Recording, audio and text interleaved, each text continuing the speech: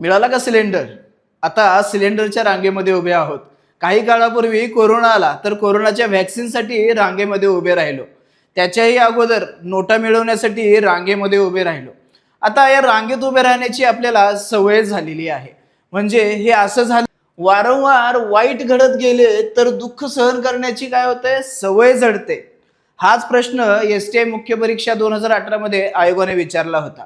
या अर्थाची आपल्याला म्हण निवडायची आहे. या सिच्युएशनला मॅच होणारी म्हण आपल्याला निवडायची आहे.